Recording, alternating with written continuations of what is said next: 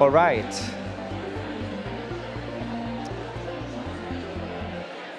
Thank you, everyone, for coming back almost on time. Thank you, everyone at the back that are now being seated. And now we're starting to move into the plenary session. And from now on until tomorrow in the afternoon, we will have panel discussions with a moderator and a number of speakers. And for now, the upcoming session, the topic is climate change, heat waves, and fires, influence on the tourism industry. Let me first call to be seated on stage the speakers, Mr. Albert Salman from Green Destinations,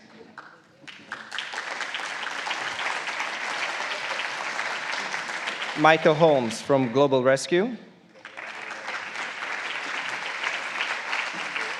Bijan Khazai from Hotel Resilient, Sonntag from NIT, Gina Bunton from Tahiti Tourisme,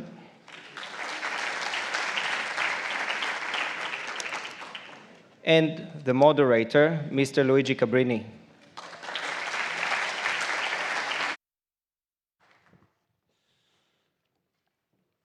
Welcome again, everybody.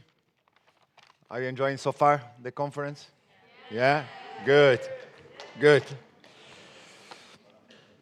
Well, it's a very important panel. I will be introducing our panelists one by one when they will have a short introduction. But I can tell you this is an amazing panel, representing really different side of the tourist sector that all have a relevant role to play into how we tackle climate change and global warming. But let me start with a few scattered facts. Global temperature in 2022 is 1.15 degrees Celsius above pre-industrial levels. In the Arctics were recorded last year plus 38 degrees Celsius, the highest temperature ever due to ice melting and consequent fires that destroyed 3 million hectares of forest. 2015 to 2022 will be the series of the warmest year recorded to date. Since 1993, the speed of sea levels increase doubled. In 2022, the thickness of glaciers in the Alps was not in that year, but since industrial level, lost 3 to 4 meters of thickness. Europe had the warmest summer since 1880. In Spain, we had 42 days of heat waves. We have about almost half of the populations in the world, about 3.5 billion, who are living contexts highly vulnerable to climate change. And we have tens of millions of what we call climate refugees, people there to be displaced because of deforestation, because of droughts, etc. So the obvious conclusion is that global warming, you heard that many times, is not the future, but is the present. Now, how is the international community tackling with that? You know there is a process of the United Nations, and the two most visible aspects of this process is the Conference of the Parties. The first one was in 1995. The last one was about a month ago in Sharm el-Sheikh. And the second aspect is the IPCC, the Intergovernmental Panel on Climate Change. This is a group of several thousand of scientists from all over the world that produce reports and make investigations and then feed somehow the political delegation attending the COPs. Now, COPs often, almost always, end without meaningful agreement. I would say the one that we probably need to remember is the 2015 in Paris, where an agreement was finally reached on a reduction of the increase of the global temperature up to a certain time horizon. But the agreement was to reduce let's say, the level of emission, but there was not binding quantity of emission that each country had to reduce. So they were to present plans, and those plans presented basically, if those plans are implemented, the goal of the Paris Agreement will not be reached. Now, in tourism, I would say tourism started to debate about climate change issues in 2003.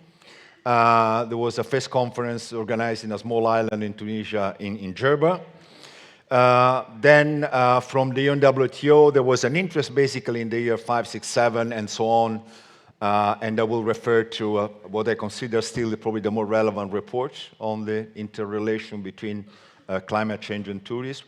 And I would say that probably for the tourist sector, I would say the most relevant COP is probably the one of 2021, Glasgow, was approved a Glasgow Declaration, which has together today about 750 signatories. And basically the Glasgow Declarations is signatories commit to halve their emission by 2030 and to have net zero to 2050. And they have to deliver a climate action plan within the 12 months after, let's say, the pledge was made. I mean, one of the key issues is that tourism, as you know, is not one of the sectors where you have a binding engagement from government reducing. It does not really belong. You heard it before today. Is somehow crossing several sectors, and therefore it makes it even more difficult to set specific, let's say, target. Let me now show you a few slides. So we talk about the interrelation between tourism and climate change, and this is try to summarize them. You know, climate change is highly sensitive climate sectors, we all know. Tourism live on nature, on climate. We said already that it's not a remote nor future event, but it's here today. Climate change may have an impact on changing major tourist flows, and the countries that stand to suffer more are probably the LDCs, the least developed countries, and the small islands.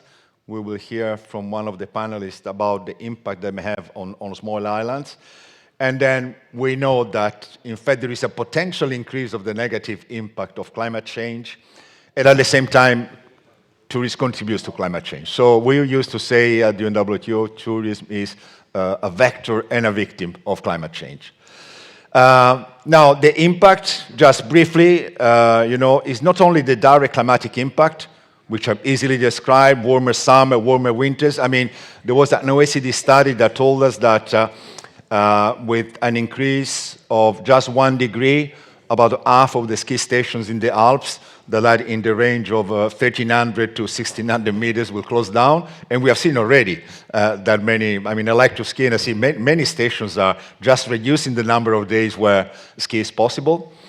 Increase of extreme events that we're seeing all over the world. Then we have an indirect environmental impact, which is the biodiversity loss, the sea level rise, the erosion of the beaches. And then we have the impact on mitigation policy. If indeed, I mean, one of the major contributors is transport. If we indeed are we going to impose high taxes on carbons, on long-haul travels, will this have an impact? Will it have an impact on small islands that can be reached only by plane? So there is this other set of impact and consequence that we have to look at. And then we have the, I mentioned some facets, it's just the, say, global impact on security, on economics in the world. And as you know, tourism grows when the economics are good, and when there is stability, and tourism decreases when those elements are not there. So this is a map that shows basically the red spot, where and marked, you know, just with the initials, one or more of the impact I described in the slides before. I won't get into details, but again, more of coastal areas, islands are again among the most affected. Now, we decided that we want to focus this panel more on the adaptation side of tourism. On mitigations, there is probably more debate about how we can reduce emissions, but how are destinations, in fact, getting prepared to deal with that reality? You know, it's a reality. And so this chart basically shows you what is the level of flexibility of each one of the actors in the tourist sector. As far as the tourist is concerned, the flexibility is pretty high. If I know that in the beach is going to be hot and mosquitoes, I just, you know, click and I go somewhere else. So as a tourist, my flexibility is pretty high. When we go then to tour operators, transport providers, I mean, the adaptive capacity, it just requires a bit more time, maybe the span of 3, 4, 5 years. But when we go to hotel, resorts, attractions, people that are going to invest for an investment that may last for 20, 30, 40 years, this is indeed where you need to take into account the present and the potential future impact of climate change. And I think this slide, I think it's, to me, is very telling. And I use this slide is old. That was part of this report I mentioned for UNWTO done in 2007, but I'm using it now. And why am I using it now? One, because it's still valid. I mean, let's say the impact of, for example, water supply or the health of coral reef is still there. And while the time frame started, well, it says 2000, but basically it's over a century, and the year when this was released was 2007, I would say that even though it's so negative, I would say it was even optimistic, because we see that the yellow lines, which I would say mild impact, in some cases is already a rather medium impact. So the task is still there, is in front of us, and then so it's about time that everyone that takes decisions on the tourist sector really takes seriously what is the impact and the future of our destinations due to the climate change. Okay, so I now introducing the first of our panelists today. This is Albert Salman. He's an old friend, and his organization is Green Destinations, which, by the way, is a GSTC accredited certification body. As you heard from Randy Durban, there are very few of them. So congratulations to Green Destination for having achieved really this higher status in terms of not only of the content of your standards, but how you apply your standards and how you conduct your certifications. And then I think it's also, I think, relevant to say that only a few weeks ago you organized an event on climate change and tourism. So I think you also bring in some of the new thoughts that you had in that meeting. Albert, you have the floor. Thank you, Luigi. Can I take the... Sure. Thank you. So thank you, Luigi, and I'm delighted to be here. Indeed, only 6 weeks ago we had an event in Athens with also quite a lot of destination managers, also worried about the climate change, and we had one day even especially devoted to the climate crisis and how we can prepare ourselves to it. So what I will do is present you with some takeaways and also with some from that event and with some tools that Green Destinations and also its partners of the coalition, the Future of Tourism Coalition, developed to help, especially destinations, to adapt to the new realities. And it's not only what changes on the ground, but also the higher energy prices also require us to adapt to the need to adapt to a low carbon tourism economy. So this is, we see often as the basis for a destination. Also, actually, you can make this also for a tour operator, even for a hotel, like where you are in terms of receiving your visitors from. There are many and even increasing number of sophisticated tools to precisely estimate, calculate the carbon footprint that your hotel, that your tour operator, that your destination has. We were in a project in which Professor Paul Peters, here in the room of Breda University, helped us develop a very simple model that is able, with existing data, existing input data, to actually maybe not precisely calculate, but at least estimate to a very good level what the carbon footprint is for your, in this case, destination. So at the left side, you see where the nights come from the different markets. Domestic market, American market, for example, as examples, just to focus on two. And at the right side, you see what carbon footprints these markets have. And the input data are not only travel, it's also in which kind of hotel they are. I mean, very small hotel, big hotels, and what activities they do. The carbon impact of the activities of that segment of travelers in the destination. So what you see that, for example, I mean, a country like, in the cases Slovenia, destination Slovenia, I mean, you see that when you see the carbon footprint of the domestic travelers, it's much smaller. And the 3% US travelers have a much bigger carbon footprint. And this is what you can actually calculate with existing data in a couple of hours. So we can actually give, and the university can make this tool available to every one of you who wants to better understand what actually where you're in, and also how that comes. So you see here a number of long-haul destinations that are responsible for quite a few of your carbon footprint. This model will actually teach you, will learn you that you can reduce your carbon footprint of your whole tourism ecosystem with more than 50% if you manage to replace 10% of your long-haul visitors, I mean, of the whole of the visitors, with domestic or short-haul visitors. Because you can actually calculate the percentages are very low from long-haul visitors, but the impact is very, very big. If we would all do that as destinations around the world and tour operators, maybe not promoting ourselves anymore at the other side of the planet, maybe they come automatically anyway in smaller numbers, but focus the promotion in your own country and in the region, then every destination could actually reduce their carbon footprint with 50%. That means the whole tourism sector could do that in that way, and it's not difficult. Another adaptation is to sea level rise. I mean, sea level rise is going to be very dramatic, and the models are actually not very good. They're very imprecise. And we know that the differences in the models for end of the century, which is 80 years from now, even less, they vary between 1 meter and 3 meters. It depends on the ice sheets of the North and the South Pole. I think you need to know. Everyone is still thinking about changing tourism, developing tourism, infrastructure, hotels near the coast, because many people want to be as near to the coast as possible.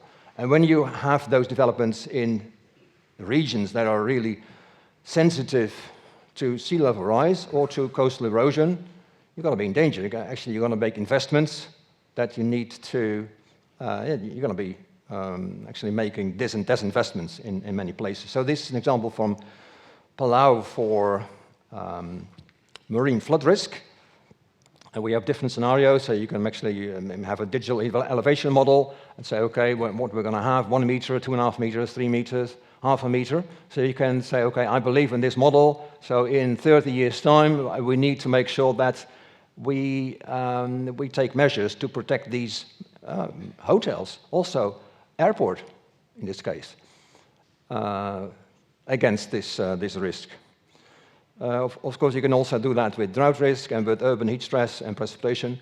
And Bijan will also talk more about risk management in detail.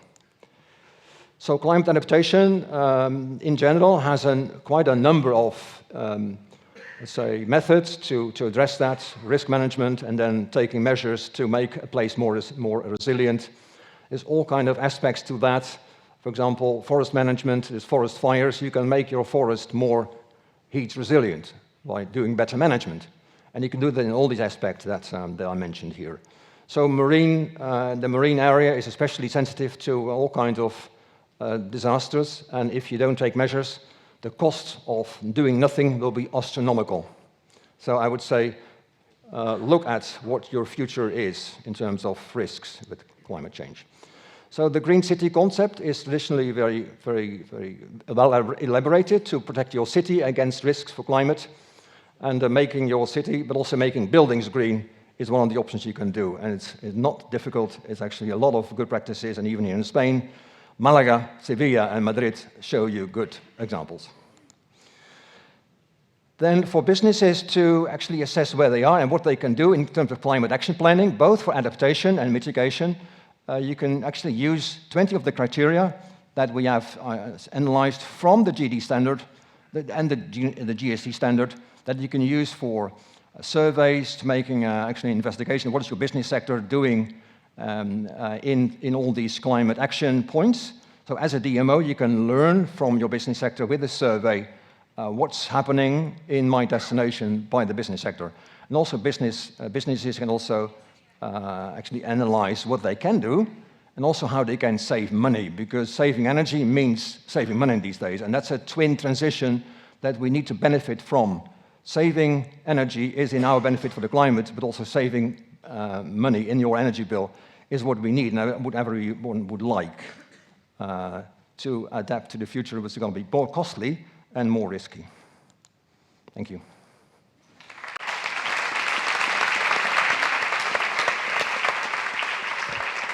Give it to Gina.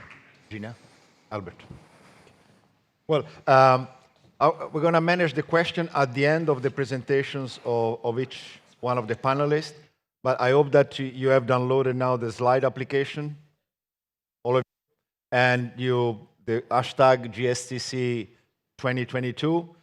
By the way, you find also pretty useful. It's not only about questions, but you find the program here. So that could be your reference for the conference in these 2 days. So I really suggest that you use it. So I propose that since you have fresh in mind the presentation of the speaker, you can start posting your question while you have fresh in mind the presentation of everyone. If you want a question to be addressed to a specific panelist, please say so. If it is a general, say so that as well. And I will be already start looking at your questions. But now we go on on our discussion with Gina Bunton, who is the Chief International Operation Officer of Tahiti Tourisme, which is also commonly known as French Polynesia. And so she's the head of the Destination Marketing Organization. And I think interesting to note that Destination Marketing Organization is involved in the definitions of the country and the region sustainable tourist strategy. Why is it important? Because often we see marketing organization de-linked from sustainability plans. The marketing have to sell, and then someone else will take care of the sustainability. No, I think we also heard, I think, from Miguel Sanz of Tour España. I think the new concept is that you have to integrate sustainability with marketing. They cannot be two separate. So I think this is an important feature also of your work. So Gina, you have the floor. Thank you, Luigi. So, thank you. Yaorana, buenos dias. Good afternoon. It's a pleasure for me to come and talk to you today about the islands of Tahiti and steps we have taken towards climate change adaptation. As Rudy showed earlier, you saw Oceania represents 0.56% of the global population. So although island nations such as the islands of Tahiti or French Polynesia account for a very small amount of the world's greenhouse gas emissions, the Pacific region is a hotspot amongst the world's most vulnerable to the effects of climate change, especially ocean rising, so sea level rising, coastal erosion, warming ocean, droughts, ocean acidification, biodiversity, extinction, etc. We're not here to be dramatic, but the urgency of the situation for the Pacific was highlighted in that one sentence from the Bow Declaration. Climate change presents the single greatest threat to the livelihood, security, and well-being of the Pacific and its people. So it's a threat to tourism, but it's also a threat to us in many different ways. And furthermore, the 2050 strategy for Blue Pacific continent reinforces the prioritization of ocean and climate change considerations in all regional and national policies and plans, both public and private. I will be talking a lot about ocean and about marine preservation. We are a territory as wide as Europe, but most of it is water. Our islands are very small, 118 islands, 5 archipelagos, 5 million kilometers of ocean, kilometers square, sorry. Tourism in French Polynesia is the first and main economic resource. It represents 82% of our own resources. It is the major driver for economic growth, foreign exchange earnings, and employment. As such, it has been identified as a sector that is key to achieving our goals in terms of environmental challenges, preservation of our natural patrimony and culture, and impacts of climate change. As a destination, as you can see, the beauty of our preserved environment is one of our key selling points. It is precious, but it is also a fragile asset. And as such, it must be protected, and tourism and all policies taken by our country must ensure that it is not deteriorated. In a way, French Polynesia has been a pioneer in resilience and preservation of its environmental patrimony. Since 2002, it has served as the home to the largest marine sanctuary, and our president announced this year that this is to expand to a 1 million square kilometer by 2030. Our islands have long stood as a haven for dozens of threatened species of cetaceans, sharks, sea turtles, rays, and more. The expanded territory will also have a goal of specifically protecting all coral species in French Polynesia, a critical species which provides more than half of the oxygen of the world. French Polynesia has also forbidden any technique of fishing other than line fishing, and its exclusive economic zone, EEZ, is reserved for the Polynesian fleet only. So since 1996, there has been no license for fishing sold or attributed outside of French Polynesia, and industrial fishing is strictly banned.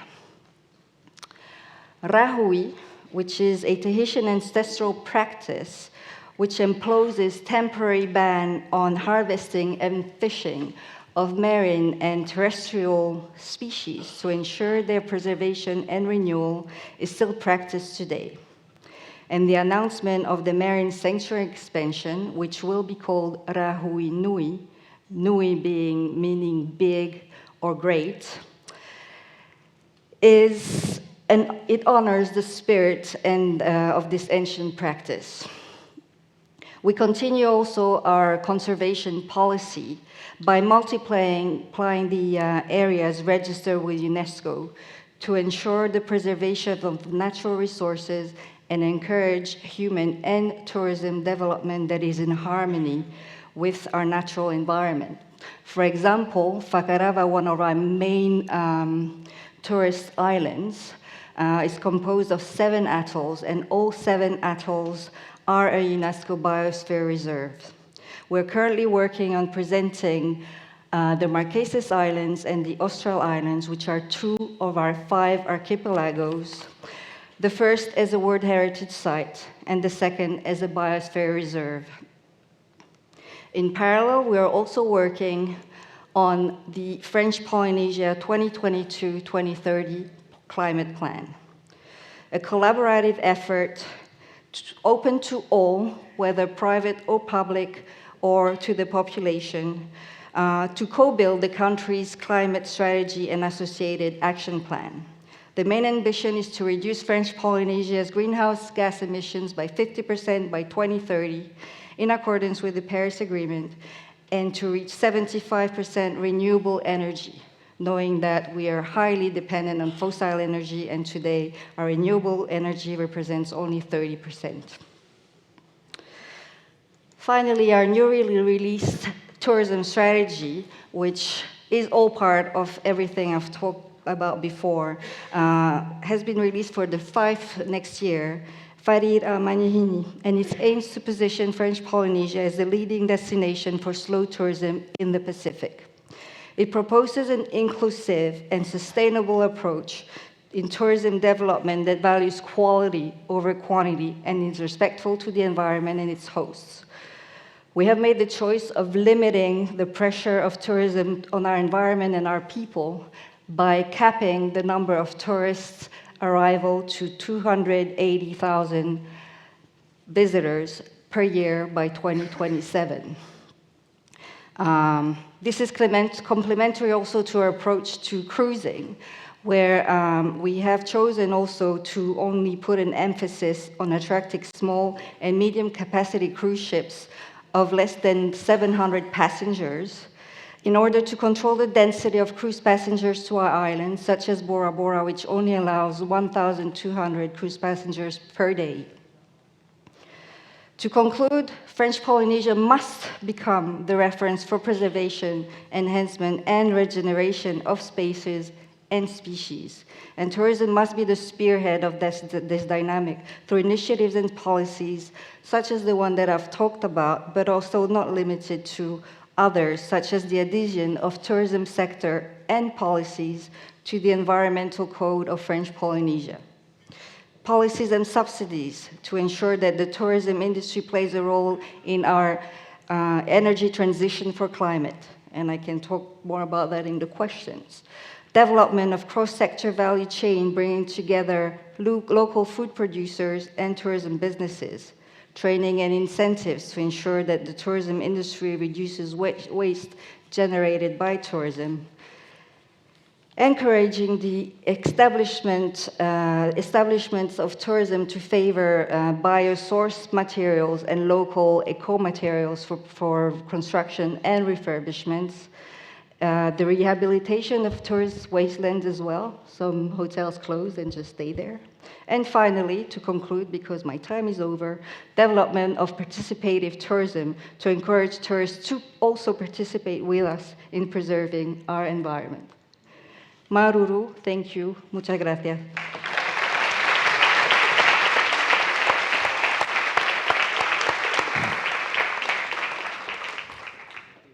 Thank you, Gina. You really gave us envy to travel to Tahiti, you know? Well, I think good questions are putting in. I know many of you are using already. You can, if you support a question, you put a thumb up. So at the end, I'm able to see those questions that have more interest for the audience. And since we may not be able to ask them all, so we will know which one have a priority. So now is the turn of Bijan Khazai. Bijan Khazai is the CEO and the founder of Hotel Resilient, which is a benchmarking company which supports hospitality industry to become more resilient. And I think you work on the scientific side on that to provide, you know, some of the algorithm to do that work. So, Bijan, so you have a combination now. We heard about destinations. Let's say an umbrella organization like Green Destination. We have a specific destination. Now let's see how the science can help hotels and the tourism industry to adapt and to mitigate. Please, Bijan. Thank you, Luigi. Is my sound coming through? Yeah, perfect. So it's a real pleasure to be with you today. And as Luigi said, I'd love to talk to you a little bit about some technology-enabled solutions and science-based ways of looking at climate change adaptation, specifically for the hospitality sector. Great. Thank you.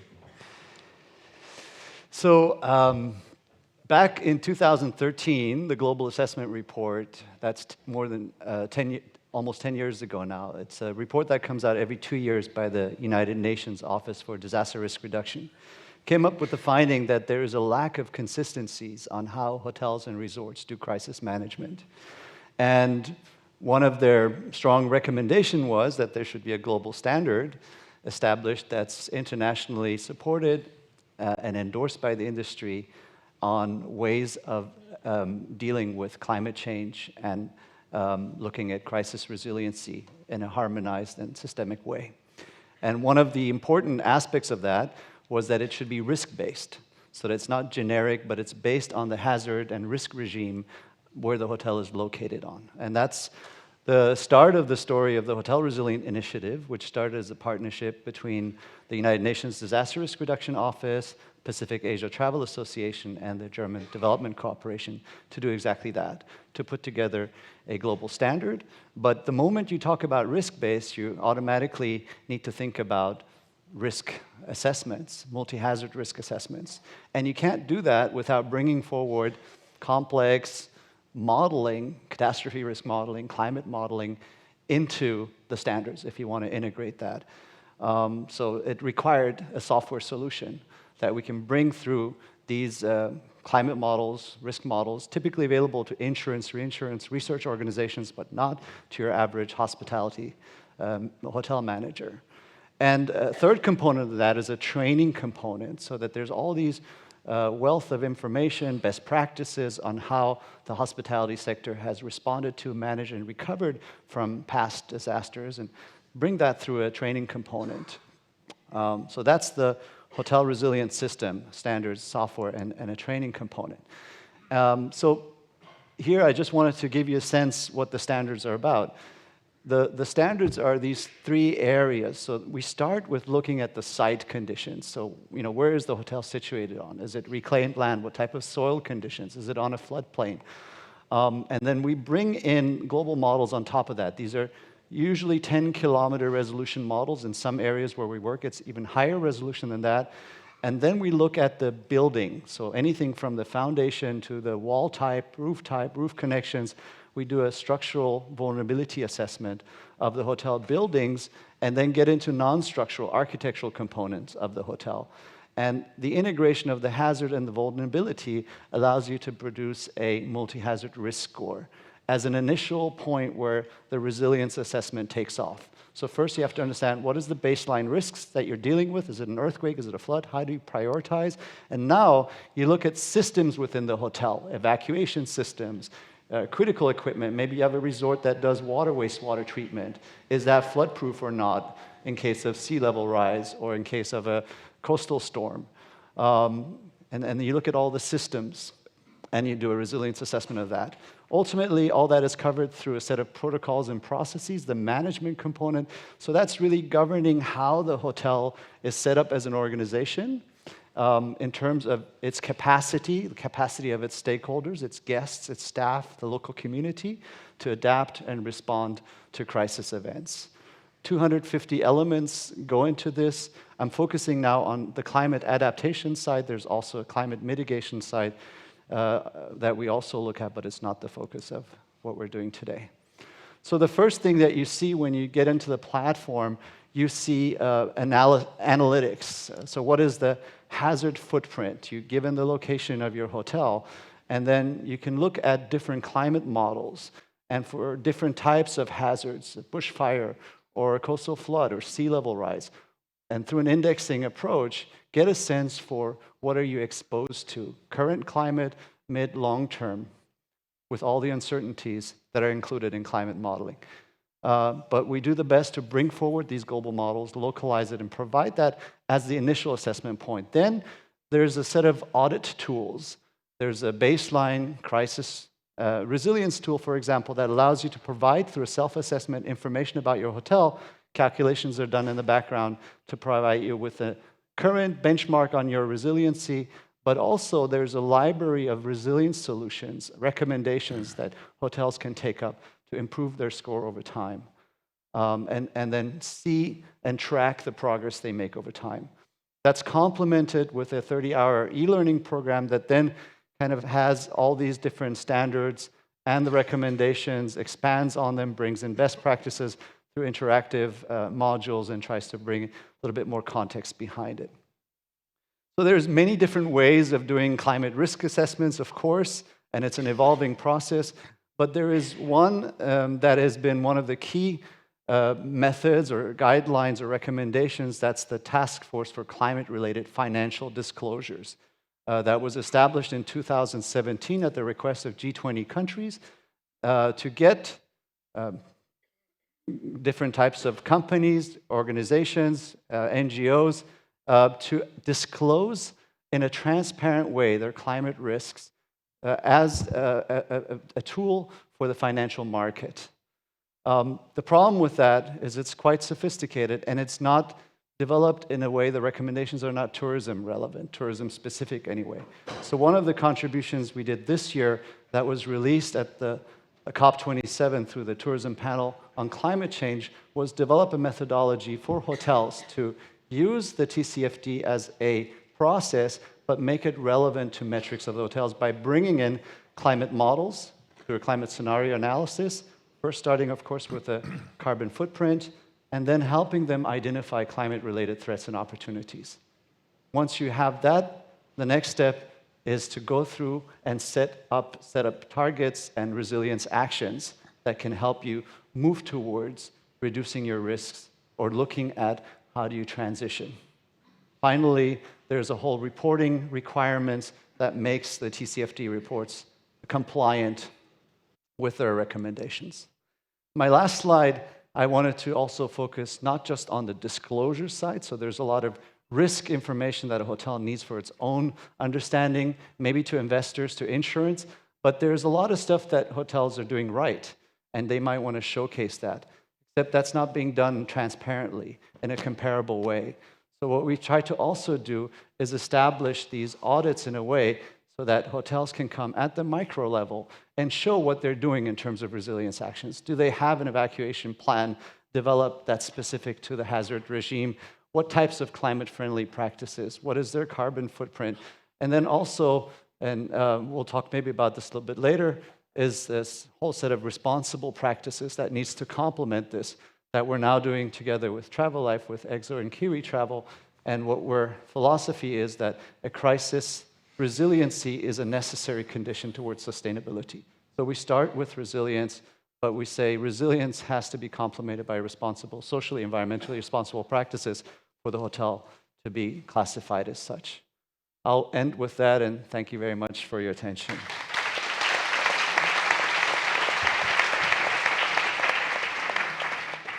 Thank you, Bijan. Now is the turn of Ulf Sonntag, who is the Managing Director of the Institute for Tourism Research in Northern Europe. And this is an institute which is based in Germany. And I think you're going to talk about specific projects. So again, we go from the general science to a more specific applications. I think is a destination in Lower Saxony. So please. Yes.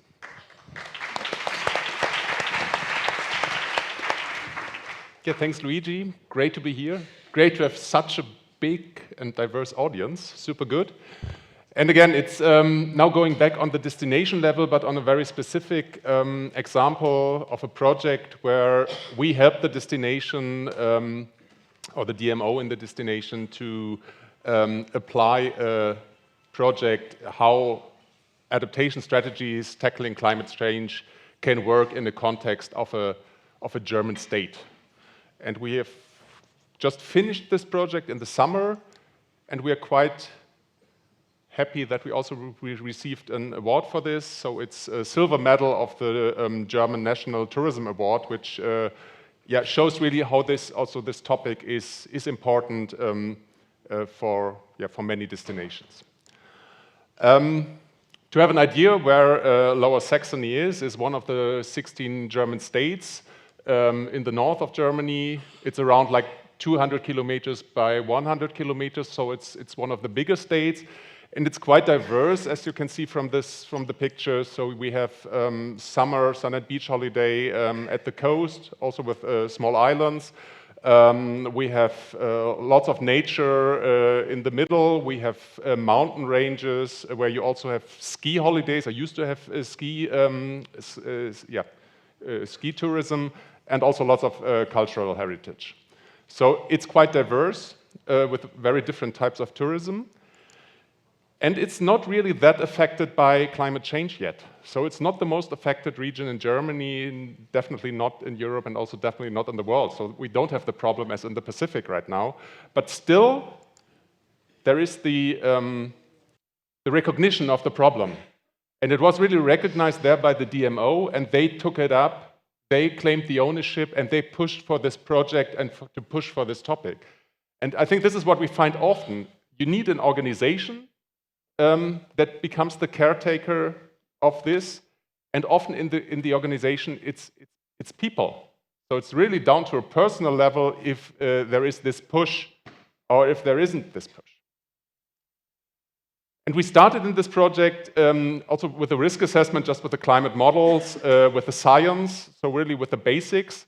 And because of the diversity, this couldn't be done on the whole scale of this state, but it had to be on a regional or even on a local level where possible. So also we tried to narrow it down as much as possible. And then also came up with different scenarios and different priorities for the different destination types. But also there is like a mindset behind it. So it's really, you have to accept that climate change is there and it's happening, like Luigi said at the start. And you have to plan with it. And then you have to look at the science, you have to look at the models and identify the risks, but maybe also the opportunities, which are, especially like in a destination like there, it's there. So maybe at the beach, you have more opportunities than risks, at least midterm, whereas in the mountains where you have still some ski resorts on a really low level, there definitely the risks are higher. And also we think what came out in discussions, the consumers will be changing, so there will be a different kind of tourism demand in the future. And like one baseline thing which is true in this region, like which is goes for all of this, the state of Lower Saxony, is that you need a healthy nature because it really, almost everything is connected there with nature and the natural heritage.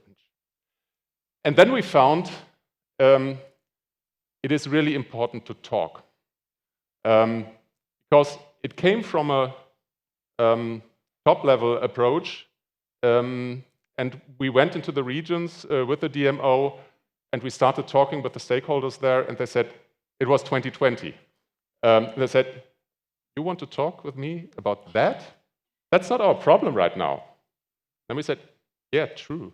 It might be not the problem right now, but now is a good time to talk about it. And in this discussion, and also getting on the like an eye-to-eye level, I think that was a good point that in the end, there is really quite a lot of acceptance and ownership of this project and of this process now in the whole region, and also on the local level and on the enterprise level. So this is really important. And the same goes, you cannot stay just on one level, either on the state level or the national level or the local level, but it has to be cross-level, and it definitely has to be cross-sectional. And I think we will be hearing lots of more about this. I'm looking forward to Jaume Mata's presentation tomorrow, because I think this is also an example of where one person in one city we said yesterday, the Spider-Man of connecting all the different things that are necessary. And then you find also that there is some sort of leeway for your creativity and what you're doing. So there's also like optimism in doing this also when you start, let's say, not too late. And then it was important for us in the process, so once we got the people on board and got them into the process, that you find the factors that need to work. There's a nice German word for this, Stellschrauben, which is actually the little turning wheels that you can identify to influence the whole system. And once you have found those, you have to identify the right tools to turn the wheels into the right direction. And so a big outcome of this project is like a whole toolbox. In the end, it's different kind of documents, different kind of tools, of assessment tools that help different kind of stakeholders in the region on the different levels to tackle the issues that they need to tackle. And then in the end, it comes, in German it's nicer because it has 3 V's, the precautions, the responsibility, and the networking, but now it's precautions, responsibility, and networking, where you found the different kind of tools. So it's about upgrading the infrastructure, identifying if there needs to be something done with the tourism infrastructure. You have to adjust to the changed reality, be it on the supply side, but be it also on the demand side. You have to consider climate adaptation in all your planning, and you have to also plan your finances accordingly. So think about insurances and all this kind of stuff, and to, I don't know, bring some funds for disasters that may be looming. And then with the responsibility, it's towards the community, but it's also towards the guests. And I think there we will hear from Michael also how this responsibility towards the guests can look like. And this obviously also needs resources. So it's finances again, but it also shows you need a long breath. So it's competencies and capacities, and competencies, you cannot build them overnight. So it's a long process. And it's a lot of communication. So really have to look, who are you talking about, and keep on talking all the time, optimizing your structures, forming alliances, and really very important inside and outside of tourism. And so in the end, we come with some findings. So this isn't happening in a silo. So you have to think about climate change adaptation in tourism, but also about tourism in climate change adaptation. It is a process, and it's a long process, so you need the time and the stamina and the flexibility. And last but not least, it's really important to get started. It's not so important where you start, but you need to get started and be pragmatic. And what we heard from the start, it will be way, way, way more expensive if you don't start now, but just wait. And that's me. Thank you very much.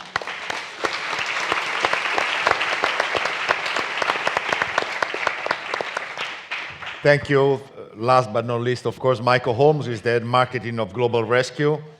Global Rescue is a membership organization that provides emergency services to travelers worldwide, and also is a welcome GSTC members. So, Michael, you have the floor.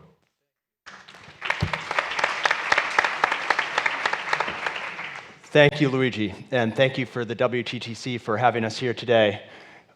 Just by way of introduction, we're new to the GSTC, my apologies. We have some information on the other organization coming up shortly, so it's on my mind. My apologies. So just by way of introduction, since we're new to GSTC, of what Global Rescue is. So we're the world's leading travel risk and crisis management and response company. And what that really means is when people are traveling and they get into trouble, we help them get out of trouble. So whether that's individuals, directly to consumers, we partner with tour operating organizations and also to individual destinations and organizations that look to our service. So many different kinds of trouble that people can get in when they're traveling. It could be medical trouble. If they get injured or ill while they're traveling, they may need medical evacuation back home. They may need to be rescued from a remote location. Maybe they just need advice or telehealth services for this crazy spider that bit my arm earlier today, and I need to know if I need to seek medical attention or if I continue my trip. I might need security assistance, for example, if there's a civil unrest situation in an area that I'm traveling, or perhaps there's a natural disaster that I'm stuck in and I need advice or evacuation services wherever I am. Or I might need intelligence services and information so that I can better plan my trip and maybe stay out of harm's way in the first place through some of our destination reports or the real-time alerts that we provide to help people know when travel disruptions are there. Or for that matter, plan ahead on a consulting basis to help them know how to be better prepared to respond to difficulties. So I mentioned WTTC, and this is why. So we co-authored a report on crisis readiness, and of course, colleagues Ulf and Bijan mentioned crisis readiness as well. I'll go into a bit more detail. This was a study that we did with WTTC that really kind of asked your question of how prepared you are. How ready are you for crises? It looked at 90 national and city-level crises that took place between 2001 and 2018 that resulted in significant impacts to tourism. So that's decrease in number of people visiting a destination and the amount of money that they spent. I won't go into the details of the findings. I know that there's some crossover in membership between with WTTC, so some of you may have seen this study as well. But it really looked at what are the best practices to being prepared and ready to respond to a crisis and get back and minimize the disruption that they cause. Why am I, so looking at some of the examples of crises include natural disasters, public health emergencies, and civil unrest. So you might be asking why I narrow in on these in a panel that's on climate change. And the answer is simply that climate change is accelerating and in many cases causing some of these natural disasters. So we're in a situation where you've got increased severity and frequency of climate change-driven crises. We, as an industry and individual organizations, need to be better prepared so that we can respond to these and minimize the disruptions that they cause. So that preparation and resilience really is a matter of kind of having a better preparation for that risk and the crisis management. And of course, this is recognized in the criteria that GSTC puts forward.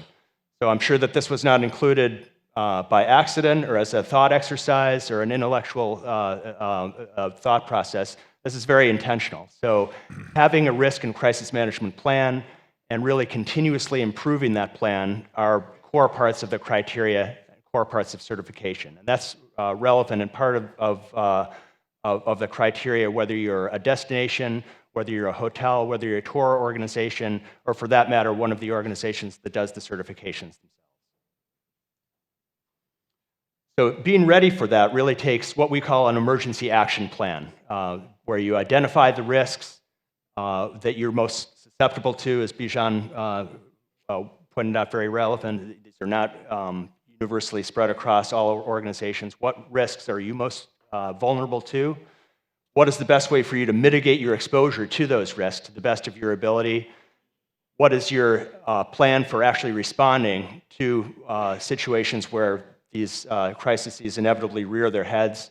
And once the dust is settled, how do you recover from these? So these are examples of things that we've helped quite a number of organizations do, put together their EAP, Emergency Action Plan, update it as time goes on and the types of risks evolve inevitably, as climate change is certainly forcing us to do, and also rehearsing, being better prepared for when that takes place. So I'll leave you with one final thought, and that's kind of people's behavior. So people travel when they feel confident, and when they have a plan B, it helps them build that confidence and travel more boldly, which is, of course, something that we all want people to do, to really kind of get out of our comfort zone and really enjoy the benefits of what travel has to offer in all its many forms. So having that plan B can be on an individual basis, knowing that if I get in trouble, I've got a plan in place for myself that I can get out. And it's better even applied to entire destinations and organizations, so that we as an industry and individual organizations have a similar type of plan, given that climate change is accelerating so many of these crises that we're seeing in greater severity and frequency today. So when that happens, we as an individual set of organizations and as an industry really have the ability to maintain and manage our own relationships, our own reputations, and really improve our resilience and ultimately improve our overall sustainability. So with that, thank you very much.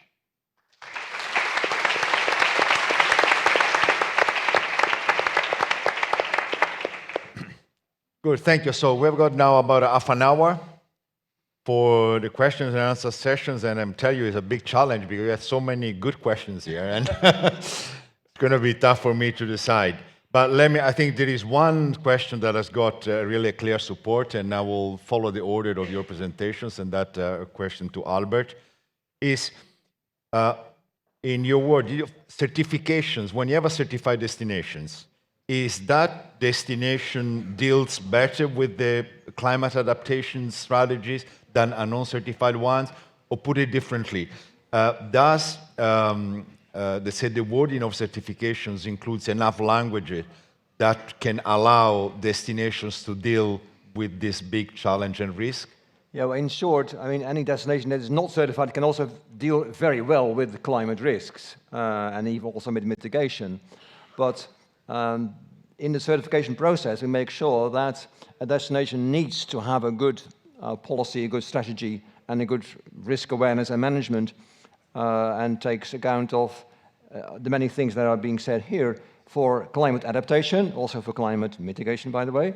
So it means that a certified destination can be expected to be well prepared for adaptation, better than the average non-certified destination. Okay, and on your destinations, what is the most common threat that you found? Is that has to do with beach erosion, has to do with sea levels, or what is the risk more commonly found? You as a green destinations manager, you look at tens of hundreds of destinations applying to receive the award, so I think that you have a good view of them. What was your funding there? Yeah, definitely. I mean, 80% of tourism is really connected to the coast. There's a lot of beach and waterfront destinations. They are going to face the biggest impacts, threats, and what you said. I mean, I also tend to disagree with the opinion that beach destinations and beach tourism is less vulnerable because the beach and the beach hotels actually connect to the same system. So beach erosion impacts the balance between the upper part of the sediment system, which is dunes, which usually build up areas, and the underneath part of the sediment system, and that needs to be in balance. If you build on part of that, you'll decrease the resilience of your place. Building too close to the sea means you'll have to see your hotel falling into the sea in the end. Yeah, and if I can add, I think part of this work we've done on climate change, I remember there was a study done on a number of islands in the Caribbean, and it's not only about hotels, but it's also about infrastructure. Yes. There were some some airport stripes that were, bound to be, submerged by water in the next 20 or 30 years. So I think it's a big challenge, especially for island and coastal. Then, lots of questions around, for Gina, it's around the issue of about the limiting number of tourists. I mean, you could expect that there was a number of questions. Question is, first, if there was a support from part of the tourism industry. Second, how you build the business case for that. Is there a return in that policy? And second, third questions all linked together. How does it work exactly, the system of limiting? I understand this is a plan for your future. It is involved any fee on that, or how does it work?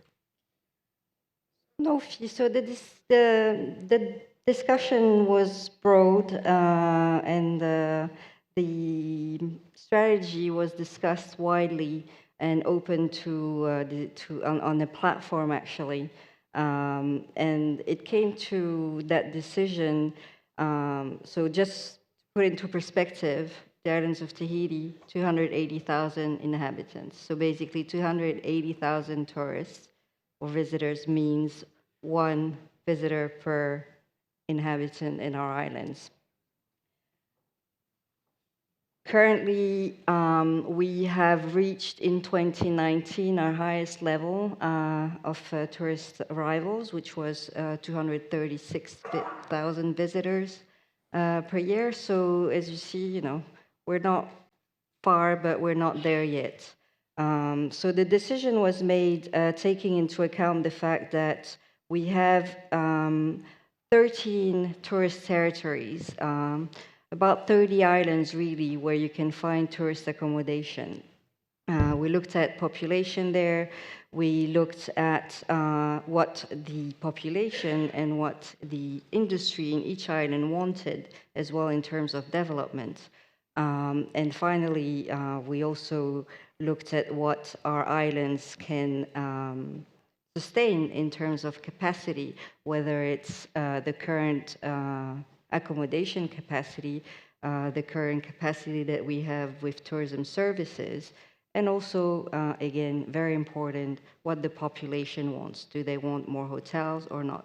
So taking all of this into account, it was decided that 280,000 tourists within a year was bearable, was sustainable for us at present, taking the current capacity situation, and that's where we want to go. 2027 is in 5 years. If we reach this level by then we will revisit and see whether we want to develop more, whether there has been new developments in terms of hotels or in terms of businesses, and whether we can review this number. So it's a cap, it's not final, and it's open to discussion and to evolution.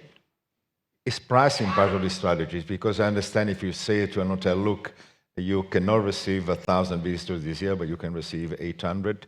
Are you then having a price policy? Do you kind of assess the market and you say, well, people are ready to spend more to get in a place where they feel that is authentic, or how do you deal with that? We've had a lot of issues this year getting space in hotels and accommodation, especially during high season. And we don't even know what low season is anymore at this stage. November is supposed to be our low season. I was speaking to hotels, they were at a 92 occupation rate. So again, 236,000 visitors is our maximum. And we are seeing issues with capacity in hotels. Where are we going to put these people if we say, yeah, it's open bar? So it's not limited, and it's open to being reviewed, but the capacity today was taken into account, and we do believe that this is a number that we would like to reach, obviously, and we would like to increase maybe if the capacity and if it is accepted by the population. Good. Thank you, Gina. That's, I think, very sensitive issues. I remember Seychelles, some time ago, they also wanted to adopt this strategy, then I didn't follow up on it to do it. But I guess that many archipelagos and islands have to think about it. I mean, there is no other way. Good. So, Bijan, there is a question. Are your standards apply to franchise versus independently owned hotels? What are the challenges and differences? I would say that question applies to your work, but I would say applies more generally, even we see from the GSTC. I think one thing is to deal with the Intercontinental or Radisson or Accor, that they have a control over thousands of hotels, and one thing is to deal with a small group or with a single hotel. So from your perspective, how do you deal with that difference? And what's your experience? Yeah, that's a great question. I think I can answer that in two parts. Early on, when we were developing this through a participatory way, that was one of the key questions. How hard do you set the bar so that you are including key elements that are important to resilience, but at that point, you might be excluding small, medium enterprises who don't have the resources, the capacities to implement them. So we decided to do this in a tiered way. The first tier is a baseline assessment where we figure any hotel that is going to call itself resilient has to comply and adapt to these different types of protocols, processes, based on an assessment, a detailed assessment of their vulnerability and risk profile, of course. And then in the other tiers, you can get into depth. You can actually do this in a modular way and talk about earthquakes, talk about evacuation planning as its separate component. And then you're really needing to work with tools. You need to get into that level of detail that maybe would be relevant for a franchise. The software itself allows multiple building types on one property, different profiles to be implemented. So it's not done generically, but it's based on the building typology. If you enter a wooden structure, it's going to take you through a different path versus a concrete reinforced structure. Good. Thank you. And question for Ulf. And this, I think, has to do, again, I think it's has to do with what you do, but more generally. Yesterday at a meeting on destinations, there was the issue about the European Union and how tourism is or is not a competence, is not a competence of the European Union, as there are regulatory requirements. So in the case of Germany, for example, is there regulatory requirements for adopting climate change strategies? And if so, is this a driving force, or is more of a voluntary approach? What is your experience on that? And linked to that, another question, I think it links to that. Yeah. Is there funding? In other way, if the government sets a rule, does provide the funding, the financial support for industry to be able to comply with those requirements? Yeah. Maybe let's take the second first and then come to the other, because it is the case in this project was really that the DMO saw the necessity for this project and to tackle climate change adaptation. And then they went to the ministry and got the funding. So it was extra funding. They didn't have to cut it off from their marketing activities or anything else. So it was extra funding. And it might have been a good time during COVID because there were extra funds available. So maybe it was good timing in that sense. One part of the tools I was talking about within this project is actually a funding compass or radar, so that you find or you give guidance to the stakeholders in the state of Schleswig-Holstein and in the regions and on the municipality level to access the right funding with the right justifications. And that brings back to the original question with the if there is a framework. It is, as far as I know, really only a regulatory framework only in the sense of different funding schemes, but there is no regulatory framework which really pushes the whole issue. So that's really, I think, in silos and not in a integrated, comprehensive way. So this is also, I think, why this project reached this acknowledgement also with this prize, because it was or still is kind of unique in the sense that it was conducted And now other states are following, but often like in a smaller scale. So there is no driving force behind that is really also setting the ground on how this should be done. Thank you. Michael, questions here. How many countries and destinations you work, and now you work? I mean, do you have links, I don't know, with the local Red Crosses, with the local rescues? How are you able to intervene? An emergency, by definition, requires a quick and fast intervention. How is structured your organizations, and are you able to intervene effectively? Sure. So we have 5 operation centers around the world to take incoming requests from our members.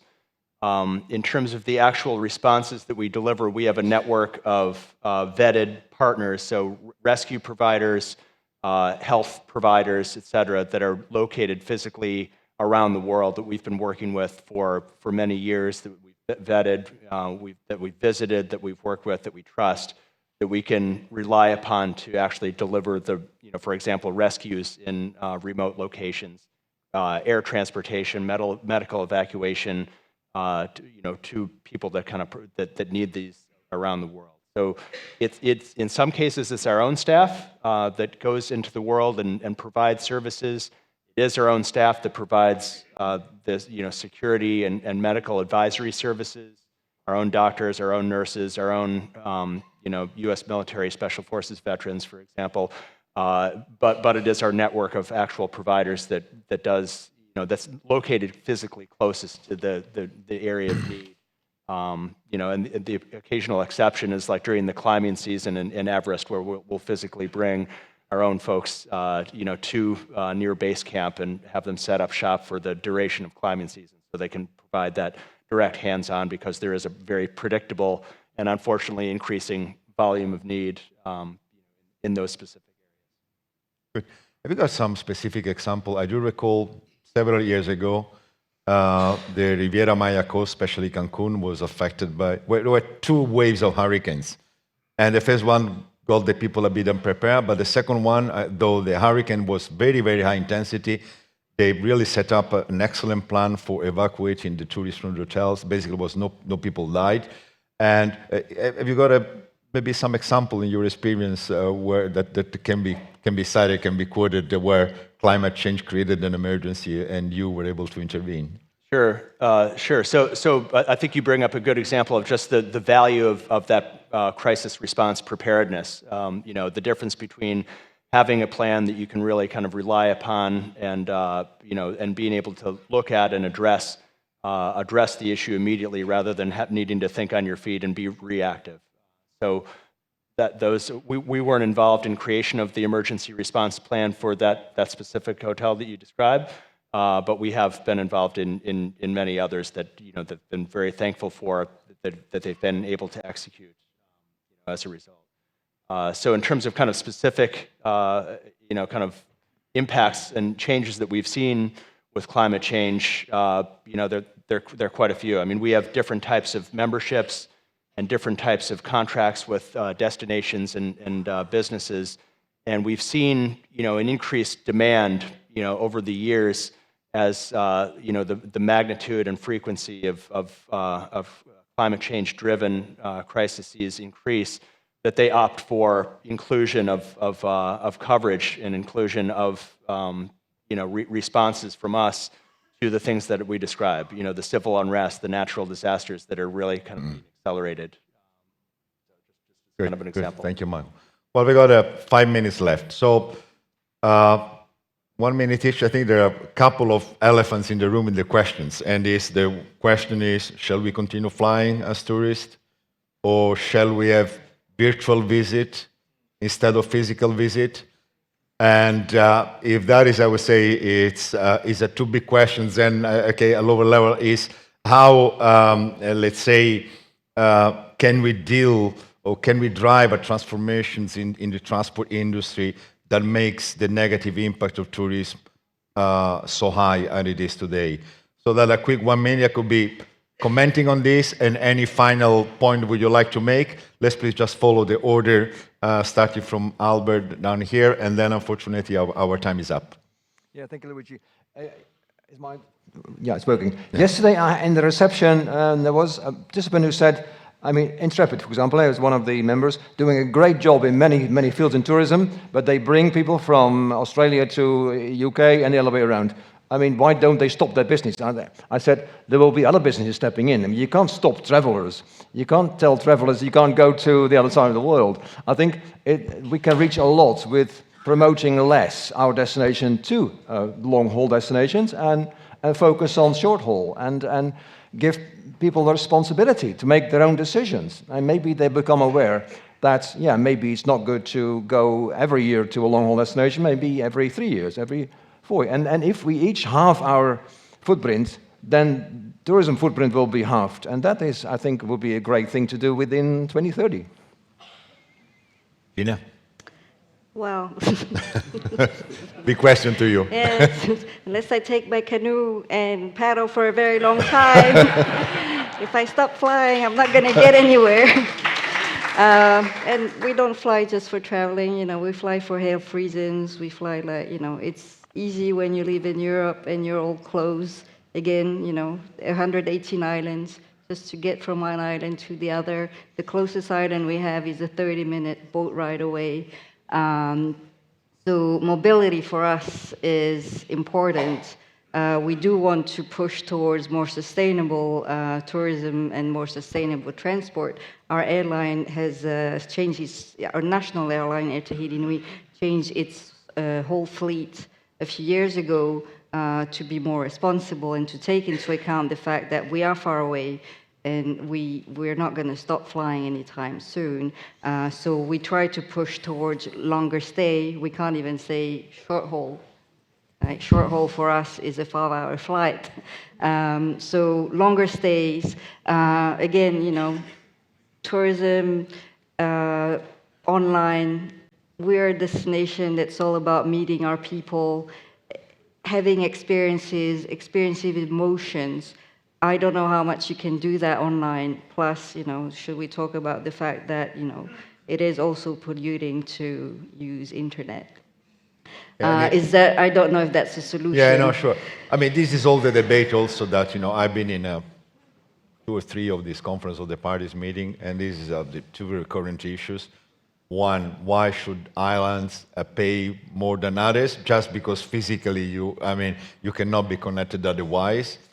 One, and second, countries that have emitted, thousands or millions of tons, now they have asked countries who are developing to do the same, while the level of development is maybe decades away. So, I mean, these are the 2 big issues, and I think there is no easy answer, you know. Yeah. I mean, of course, I mean, to the extent that is possible, I mean, if you can find, you know, just in the technological evolution, we're talking about biofuel, and it's honestly, a lot can be gained. I think I've seen some studies where, I mean, just the way you build a plane and the material you use can reduce by half the usual fuel. I mean, that's a lot, you know, so you don't need to have the passengers on the plane if you can just use better technologies and better fuel. Yeah, and like I said, you know, 82% of our own resources comes from tourism. So stop flying and we're back to planting bananas, I don't know. So please don't stop flying yet. Would be my answer. So yeah, there's other considerations as well. And, you know, it's part of our economy and we love hosting guests. So we wouldn't want to stop that. Just make it more sustainable and more responsible. Good. Thank you, Gina. Bijan, what were your take on this big issue? Maybe I connect that back to the hotel sector, because I think, you know, your stay doesn't stop when you arrive at the hotel. And often it's important for visitors to look at systemic risks, systemic impacts. You know, what is my stay in that hotel? How does that impact the local community? Hotels are not islands of resilience. Even when we do these assessments and we give a high score, for example, to a hotel, we're doing all these different types of preparedness actions. You still have to see, you know, to what extent is the local governance in that destination ready and to cope and respond to an event with climate change happening? To what extent is the infrastructure going to be disrupted to the point where the hotel is not going to be functional anyway? So it's all these things that really go into this notion of systemic risk, systemic impact. that we have to consider, both as an operator, but also I think for visitors, it's important to put that mindset on. Yeah, and how you deal then with the transportation inside a destination. I mean, there is a lot that can be done, I would say, in a way that is not really disrupting, let's say, the tourist flows. Ulf? Yeah, it's a tough one. But That's why it's the last one. Yeah. But I think, I mean, tourism has the power to do good at the destinations and to good between people. And I think we should put that into the equation of flying or not. On the other hand, I'm totally with Albert, so we have to do it on a more conscious level, and we don't have to travel all the time on an individual level as far as maybe we used to. But I think there needs to be some balance between the climate, but also the other parts of sustainability. And I also think I mean, we have our goals within the sector, but I think maybe there are other sectors that don't do so much good to the world, where it's easier to just reduce carbon footprint. So, and on the other hand, I mean, I see that countries like Germany and many Nordic countries are, in fact, I think, investing a lot in trying to shift from air to train, for example. You see that as working effectively, or could be better? Have you ridden a German train? Yeah,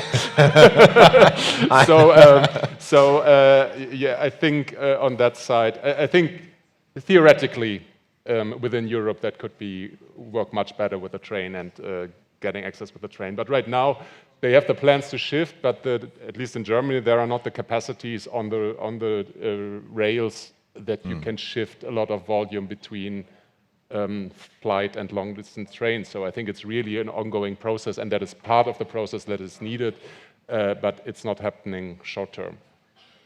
Well, Spain, I think, I don't know if you have the possibility of staying longer here, but I mean, Spain has really very, very good connection by trains. From Madrid, you can go with speed trains. I came here in 2.5 hours. You can go to Barcelona from Madrid in 3.5 hours.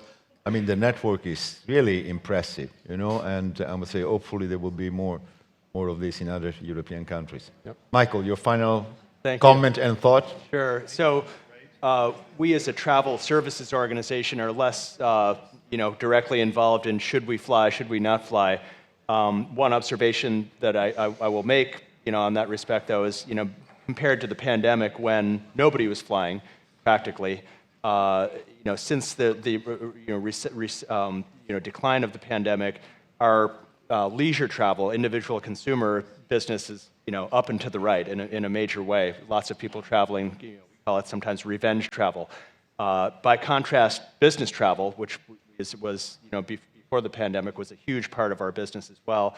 That has not increased nearly to the same extent. So business travel practices is I think irreversibly declined. I think for very good reasons. People are not flying to have individual meetings. People fly to rejoin their colleagues at conferences like this, and I think that's a very healthy kinds of things. But prioritization of what types of flying that we need to do is I think a good type of exercise.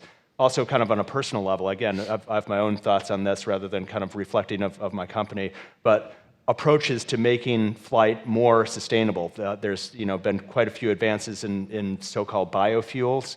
That reduce the impact of actual flight, and maybe someday a cost-effective way to drop into existing aircraft themselves. I think the cost right now is somewhere around 5x of traditional petroleum fuel. So advances, I think, are something that perhaps we can look forward to as a way of making that possible. But again, the main thing that we're here to approach is to facilitate planning for when things go wrong, as opposed to whether or not we go at all. Good. Thank you very much, Albert, Gina, Bijan, Ulf, Michael, all of you. You raised a lot of good questions.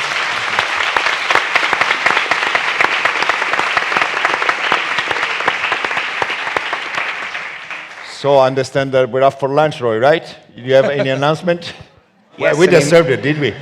An important announcement, lunch is being served, and we will return at 2:30. So we have until 2:30. And at 2:30, we have 3 parallel sessions at the same time. There is a session here at Auditorium 3. Auditorium 2 is just parallel to it. And another panel is taking place in the Madrid room. You will find it very easily when you're outside, and look at the program to decide on which panel you want to visit. Enjoy lunch. Thank you.